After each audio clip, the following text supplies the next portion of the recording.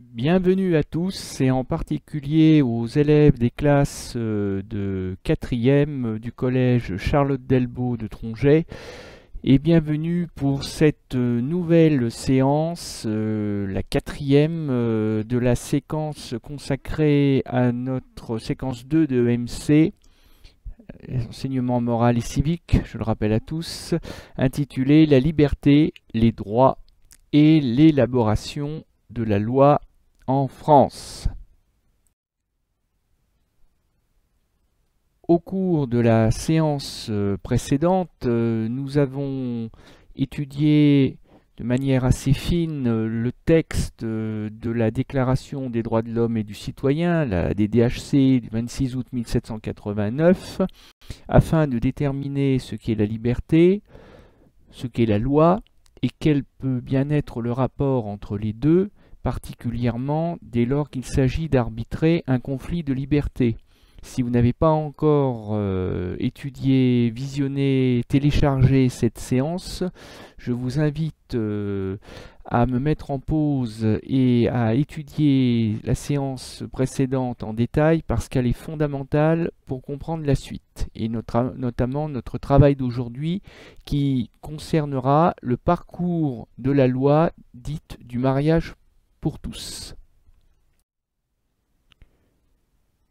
Alors en fait, pourquoi choisir l'exemple du mariage pour tous? Eh bien, il y a un certain nombre de raisons.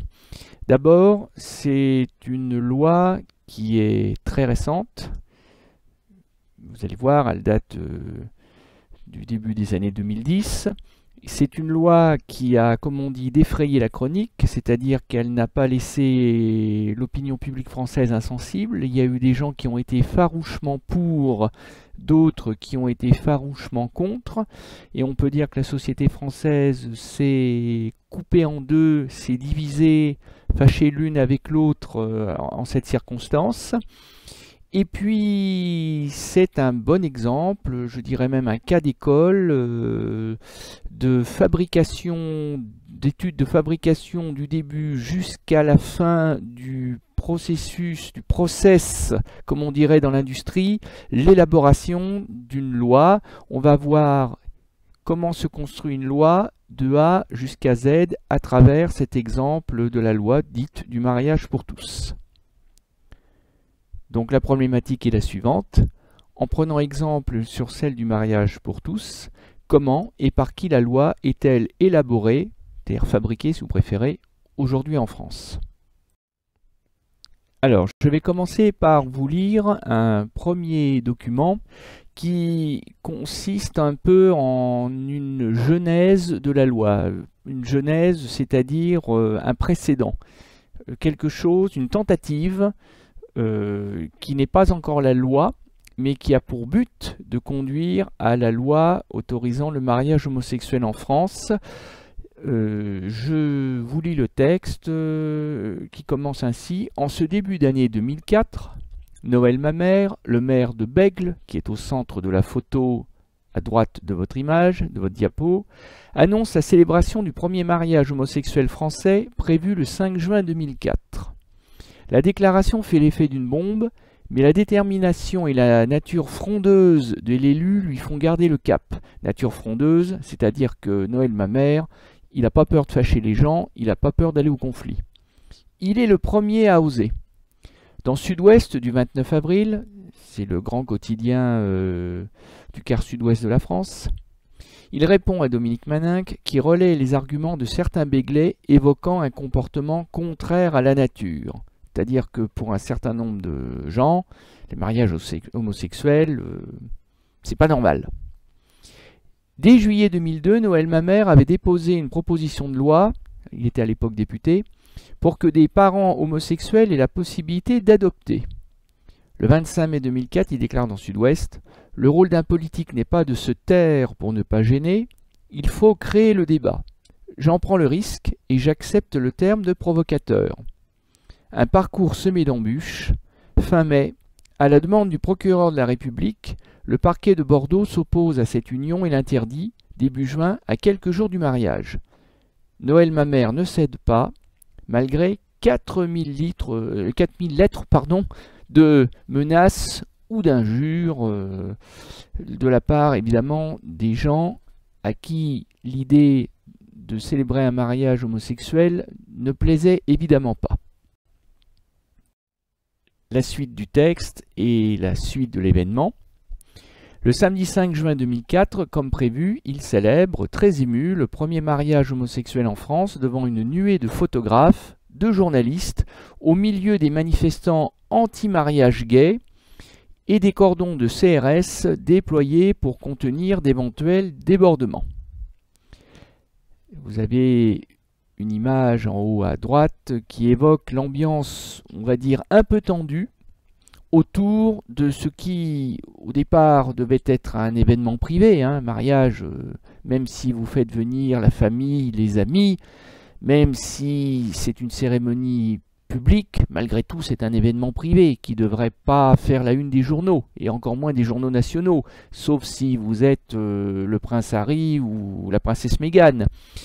Mais là, évidemment, vous l'avez compris, c'est un mariage hors norme, et même illégal. Donc forcément, ça va faire le buzz.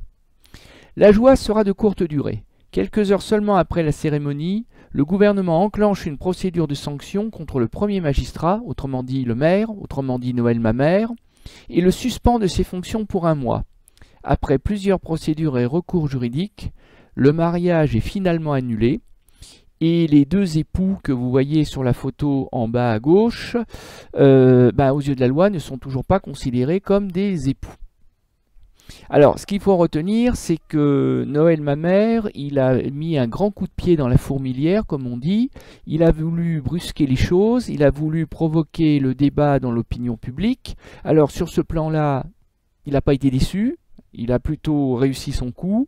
Par contre, il a pris des coups, parce qu'il a été la cible de tous les homophobes de France. Il s'est fait insulter, menacer de mort, je crois qu'on a dégradé sa voiture. Voilà, ça c'est à titre personnel. Et à titre d'homme public, eh bien, il a été condamné par la justice, puisqu'il a commis un acte illégal, et en plus, en sachant bien que ce qu'il faisait était illégal, c'est-à-dire la célébration du mariage homosexuel, et il a été suspendu de ses fonctions pour 1 mois, ce qui est quand même assez rarissime, il faut bien le reconnaître. Donc retenez cette leçon, cette morale de l'histoire. Eh bien, parfois, pour faire avancer les choses, il faut prendre des risques, il faut s'exposer, il faut prendre des coups.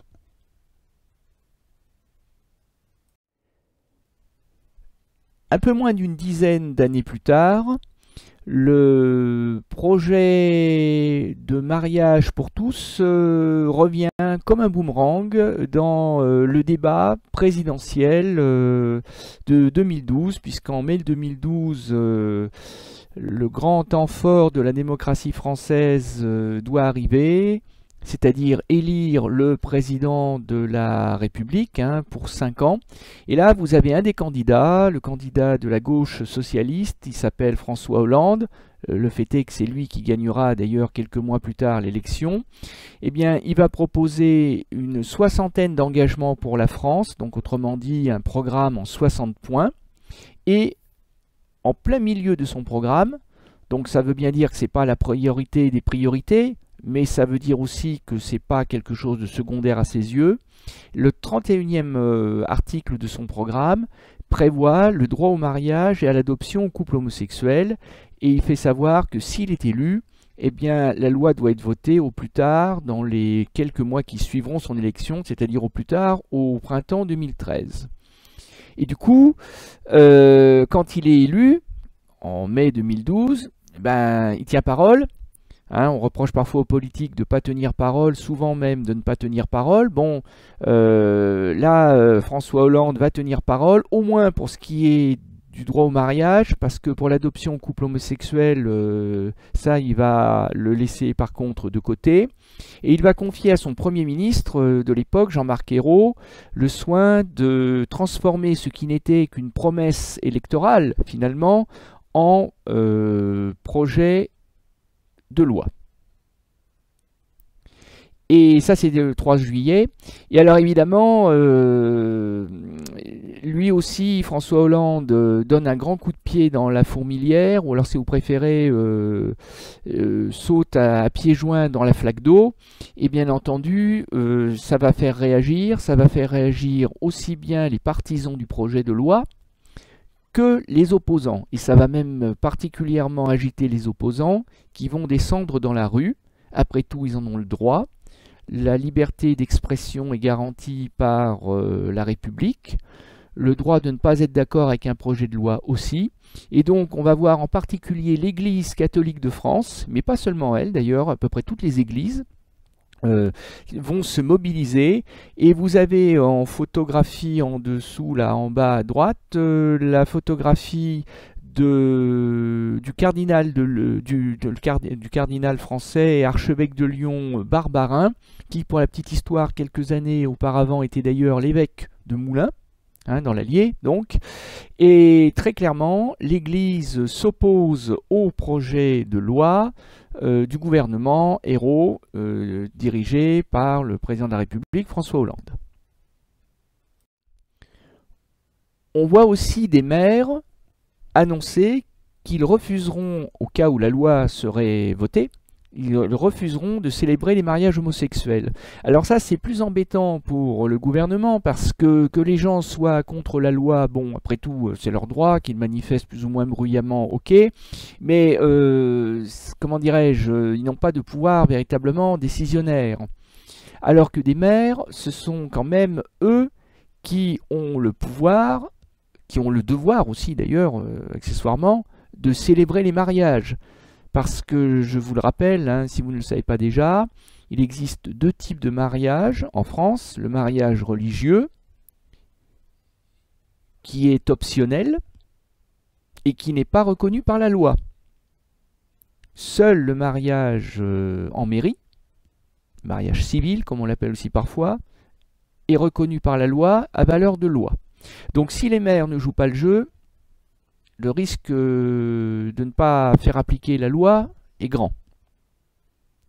Donc les opposants se mobilisent, mais les partisans aussi, parce que les partisans ne peuvent pas laisser les opposants à la loi occuper le terrain. Donc chaque jour ou presque, chaque week-end ou presque, les deux camps s'opposent dans la rue, avec parfois des risques d'affrontements physiques.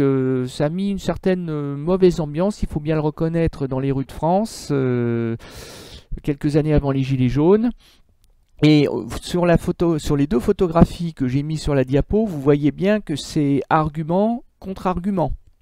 Les opposants au projet de loi considèrent que le mariage homosexuel est contre nature, c'est l'argument qui revient depuis le début, et pour eux, leur vision de la famille, elle est assez simple, assez un peu réductrice quand même, un papa, une maman, des enfants, voilà. Alors que les partisans du projet de loi, eux, considèrent que deux pères, deux mères, finalement, ça n'a aucune importance, puisque au nom de l'égalité, eh bien, les couples homosexuels ont les mêmes droits, peut-être les mêmes devoirs, mais aussi les mêmes droits que les couples hétérosexuels. Et si les couples hétérosexuels ont le droit de se marier, eh bien, les couples homosexuels doivent avoir ce même droit. Les deux camps ont donc des opinions assez difficiles à, comment dirais-je, à rejoindre. Les deux camps ont des avis tranchés. La diapo que vous avez maintenant sous les yeux vous présente un schéma simplifié, hélas peut-être même un peu trop simplifié par rapport à la réalité, de ce que l'on appelle le marathon parlementaire de la loi sur le mariage pour tous. Parce qu'effectivement, l'élaboration de la loi, du process qui conduira à la loi sur le mariage pour tous, comme son nom l'indique, un process, ça veut dire un enchaînement d'étapes, eh bien ça ressemble plus à une course de fond de style marathon, une course interminable, plutôt qu'un 100 mètres. qu'un 100 mètres haies qui, par définition, est très court. Parce que le marathon parlementaire va engager effectivement des étapes sur des mois.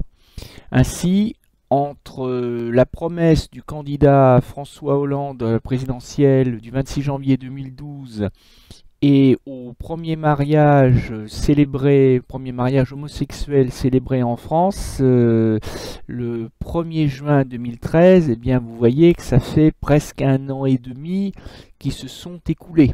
C'est pas extrêmement rapide. En réalité, le marathon parlementaire commence véritablement, si vous regardez bien le schéma, le 7 novembre 2012, avec l'adoption d'un projet de loi en Conseil des ministres, et s'achève le 23 avril 2013 par l'adoption définitive par le Parlement. Et entre les deux, eh bien, le projet de loi va passer et faire la navette, comme on dit, entre les deux chambres de l'Assemblée nationale et du Sénat qui, parce qu'elles détiennent le pouvoir législatif, vont avoir le privilège d'écrire et de voter la loi sur le mariage pour tous. Lisons ensemble le texte de la diapo qui va avoir pour mérite de nous permettre de mieux comprendre le rôle majeur du Conseil constitutionnel dans l'élaboration de la loi.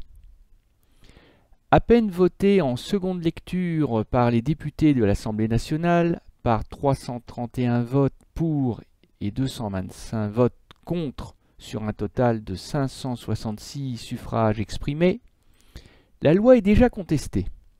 Les parlementaires de l'opposition à ce projet n'ont pas perdu leur temps.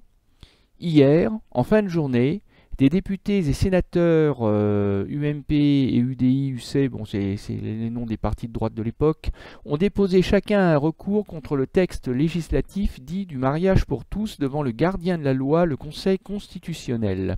Une fois saisi, ce dernier a 1 mois pour se prononcer. Toutefois, à la demande du gouvernement, ce délai peut être ramené à 8 jours. Alors, déjà, dans le premier paragraphe du texte que l'on vient de lire, on a donc la confirmation que l'on a affaire à un système démocratique en France.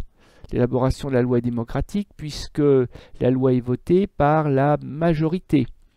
331 pour, 225 contre, la loi est votée à la majorité absolue. Bon, la deuxième chose, c'est que c'est un des principes d'ailleurs de la justice en France, c'est qu'il y a une possibilité de faire appel.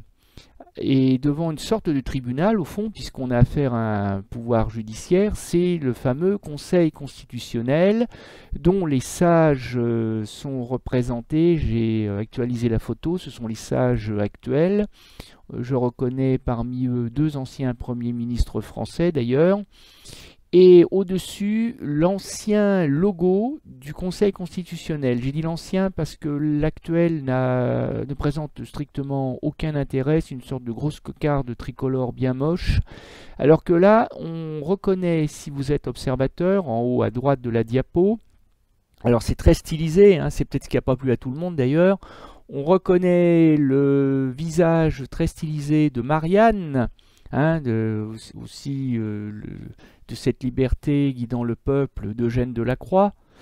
On reconnaît le bonnet phrygien avec une tache rouge sur l'oreille, donc le bonnet symbolisant la liberté, le blanc, le rouge et le trait bleu à droite du visage de Marianne, rappelant également le drapeau tricolore. Donc vous voyez que très stylisé, ce logo était quand même, je trouve, mettait en valeur les symboles républicains.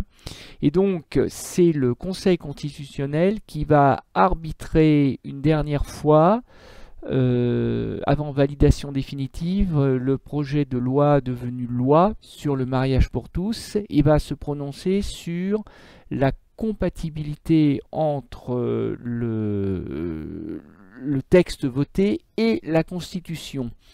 Et si le texte est reconnu valide par le Conseil constitutionnel, et ça va être le cas, plus rien ne s'opposera à ce que la loi soit appliquée en France.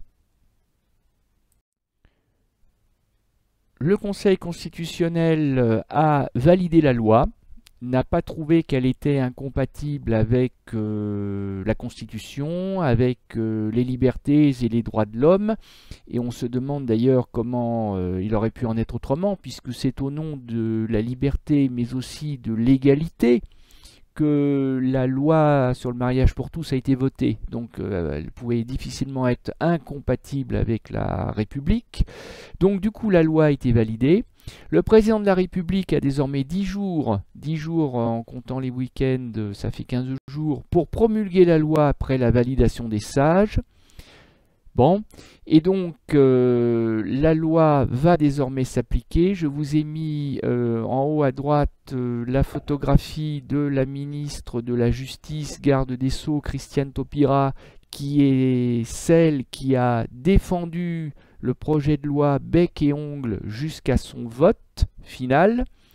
Et donc, dans la mémoire de la République, la loi mariage pour tous sera associée au nom de Christiane Taubira. Et je vous ai mis en photo en dessous le premier couple homosexuel légalement marié en France le 1er juin 2013.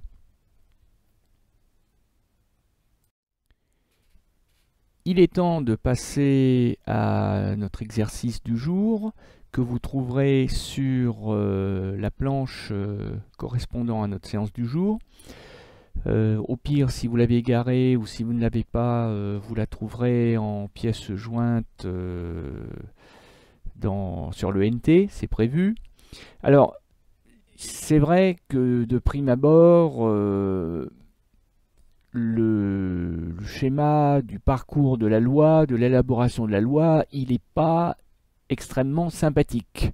Hein, ça ressemble un peu à ce qu'on appelle les usines à gaz, avec les tuyaux partout, dans tous les sens. Ça ressemble à une sorte de gros mécano ou de plan de montage Ikea quand le meuble est un peu compliqué. Mais en fait, si vous prenez le temps d'observer le document, et je vous invite à me mettre sur pause pour pouvoir le faire, vous vous rendrez compte que au fond, c'est plus simple qu'il n'y paraît, et j'allais dire, heureusement.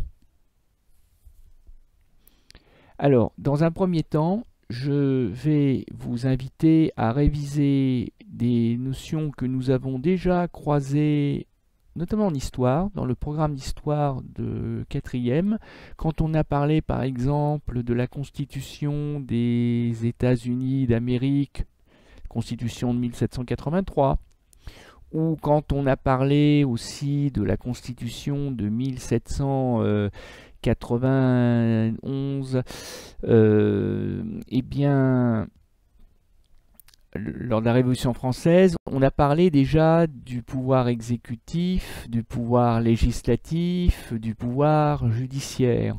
Donc j'aimerais que vous mettiez de la couleur dans les cases correspondant à chacun de ces trois pouvoirs. Alors ne trichez pas, avant de passer au corrigé, faites l'exercice, mais juste avec un petit point de couleur, parce que si vous vous trompez, après, il va falloir tout gommer, et là, ça va devenir un peu galère. Alors, voici le corrigé. À savoir que le rouge qu'on utilise habituellement pour désigner le pouvoir exécutif se trouve finalement aux deux extrémités du schéma, à savoir avec l'initiative de la loi par un projet de loi émanant du Premier ministre, sous la responsabilité du ministre concerné, hein, ça peut être le ministre de la Santé, le ministre des Affaires familiales, ici c'est le ministre de la Justice. Et puis en bout de chaîne, la promulgation par le président de la République, hein, puisque les deux têtes du pouvoir exécutif en France, c'est donc le président de la République et le gouvernement et ses ministres. Ensuite, on a le pouvoir législatif qui est représenté par deux chambres, C'est pour cela qu'on parle d'ailleurs de parlement bicamériste, parce que caméra, c'est la chambre. Donc bicamériste, c'est-à-dire deux chambres, c'est-à-dire et l'Assemblée nationale, ou si vous préférez la Chambre des députés, que l'on appelle le Palais Bourbon, mais aussi l'autre chambre qu'on appelle parfois la Chambre haute pour la distinguer de la Chambre des députés, mais c'est aussi le Palais du Luxembourg, et en fait il s'agit du Sénat. Ça veut donc dire que députés et sénateurs vont discuter, fabriquer, voter le texte de loi séparément, les députés de leur côté, les sénateurs de l'autre, et vont se renvoyer dans une sorte de ping-pong le texte de loi que chacune des deux chambres aura voté. Et il est nécessaire, absolument nécessaire pour que la loi soit définitivement votée, que le texte de loi voté par les députés soit identique à la virgule près au texte voté par les sénateurs. Et quand il n'est pas possible d'arriver à un accord, et ça arrive finalement assez souvent, surtout quand la majorité de la Chambre des députés est à gauche, alors que la majorité du Sénat est à droite. Donc si le désaccord persiste, eh bien il est prévu par la Constitution, pour éviter que le fameux ping-pong dont je viens de vous parler, qu'en fait on appelle techniquement la navette entre les deux chambres, pour que ça ne dure pas jusqu'à la Saint-Glinglin, eh bien il est décidé qu'au bout de la deuxième lecture, c'est-à-dire du deuxième vote, et par la Chambre des députés et par la Chambre des sénateurs, eh bien en cas de désaccord, c'est l'Assemblée nationale qui a le dernier mot. C'est-à-dire que dans cette guerre d'usure, la Constitution prévoit que les députés auront le dernier mot sur les sénateurs.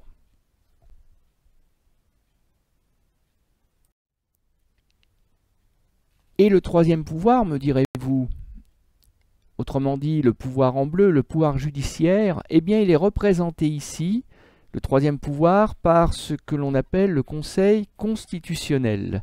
Et le Conseil constitutionnel, encore une fois, c'est cet arbitre composé de sages, cet arbitre qui est chargé de vérifier que la loi votée est parfaitement conforme à la Constitution de la République et que le texte de loi voté n'est pas contraire, notamment à la démocratie, aux libertés et aux droits de l'homme et du citoyen.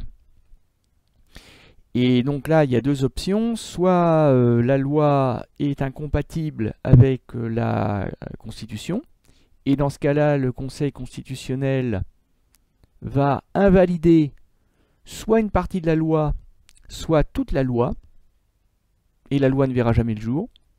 Soit le Conseil constitutionnel considère que la loi est conforme, et dans ce cas-là, plus rien ne s'opposera à sa promulgation par le président de la République.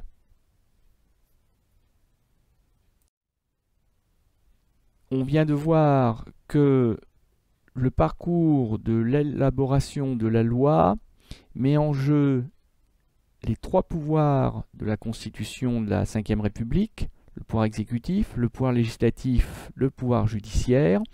On n'a plus qu'à repasser en jaune. Donc là, vous le faites au surligneur, hein. Moi, l'ordinateur, c'est plus simple, mais vous le faites au surligneur. Eh bien, on va donc partir de l'initiative de la loi, qui, dans le cas du mariage pour tous, correspond à un projet de loi défendu par le gouvernement, qui est donc voté par les députés et les sénateurs, qui se sont mis d'accord dès la première lecture. Ensuite, passage par le Conseil constitutionnel qui valide la loi. Et donc après, eh bien, le président promulgue, c'est-à-dire signe la loi sous 15 jours. La loi est publiée au journal officiel. Et désormais, la loi entre en vigueur dans notre vie quotidienne, à nous les citoyens français et étrangers vivant en France par la même occasion.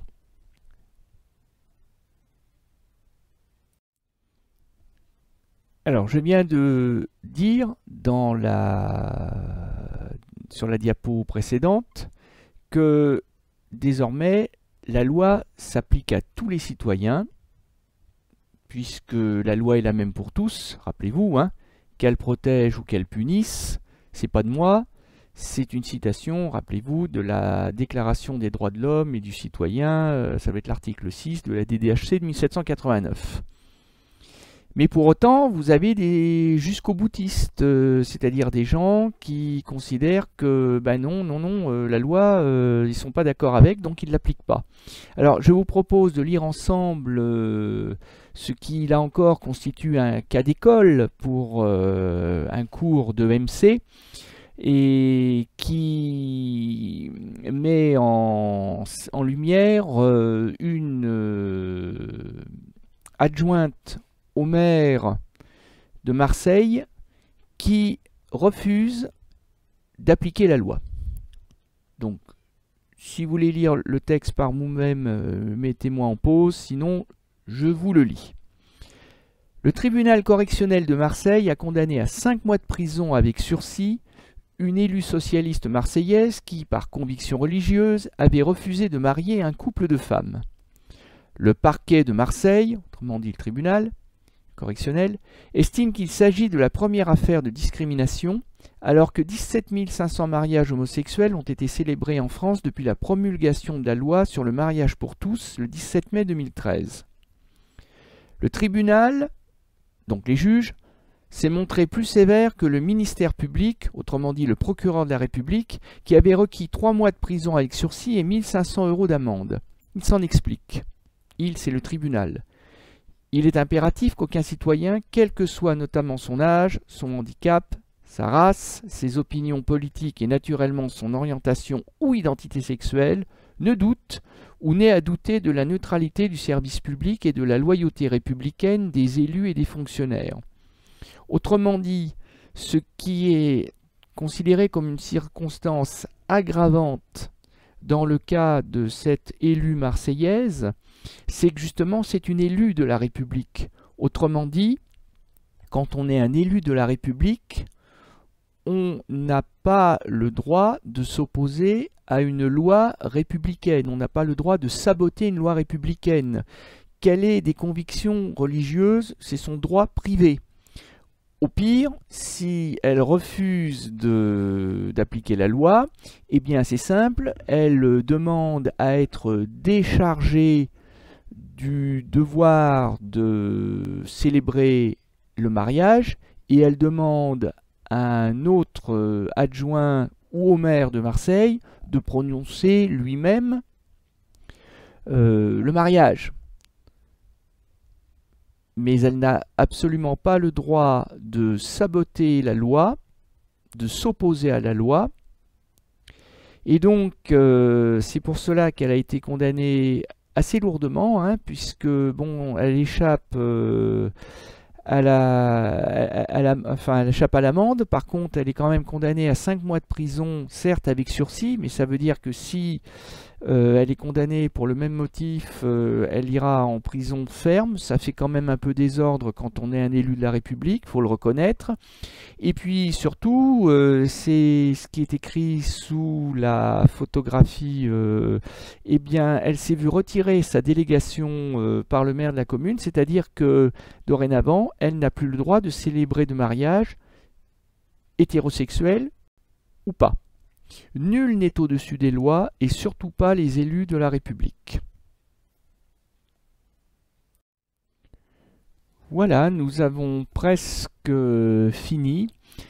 Il ne vous reste plus qu'à prendre connaissance du texte de la leçon concernant l'élaboration de la loi en France, en espérant que vous aurez trouvé cette séance intéressante et utile pour votre formation de futurs citoyens et de futures citoyennes, puisqu'on peut espérer que quand vous serez en âge de voter, et pourquoi pas de vous présenter à une élection, eh bien on peut espérer que le fonctionnement de la chaîne de fabrication de la loi n'aura pas changé et que vous aurez d'une manière ou d'une autre votre mot à dire.